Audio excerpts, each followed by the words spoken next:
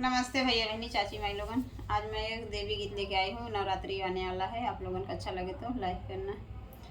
चलियाव मोरी माई चलियाव हो ही नदिया के तीरे तीरे चलियाव हो। चलियाव मोरी मैया चलियाव हो ओही नदिया के तीरे तीरे चलियाव हो। कैसे के आई सेवका कैसे आई ना कि भीग जही ना हमरे माथे के टिकौआ। सेवका भीग जही ना हमरे नाके के नाथुनिया। सेवका भीग जही ना हमरे नाके के नाथुनिया। सेवका भीग जही ना भीग जही मोरी मैया सुख जही ना।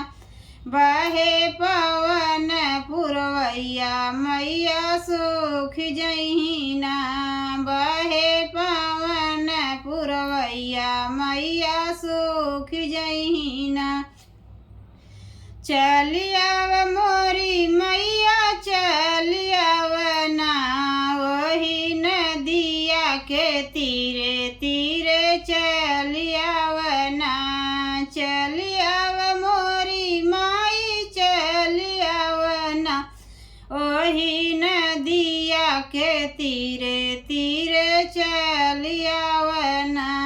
कैसे के आई सेवका कैसे आई ना कि भीग जही ना हमरे काने के कुंडलवा। सेवका भीग जही ना हमरे गले के हरउआ। सेवका भीग जही ना भीग जही मोरी मैया सुख जही ना। बहे पवन पुरवैया मैया सुख जही ना। बहे पवन पुरवैया मैया सुख जही ना।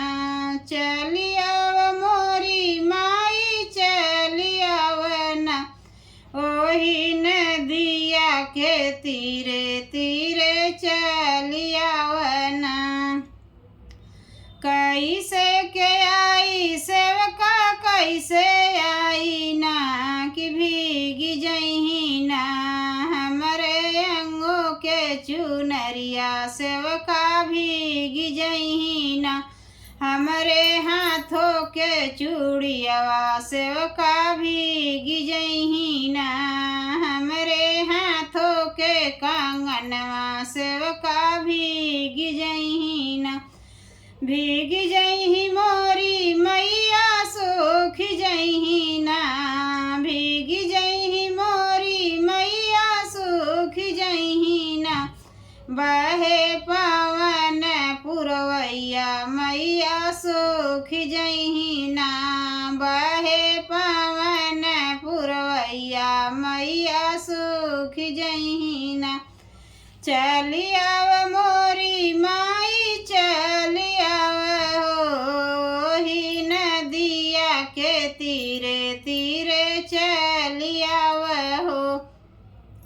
कैसे के आई सेवका कैसे आई ना कि भीग जही ना हमरे कंवर के कर धनिया। सेवका भीग जही ना हमरे कंवर के कर धनिया। सेवका भीग जही ना भीग जही मोरी माई सुख जही ना।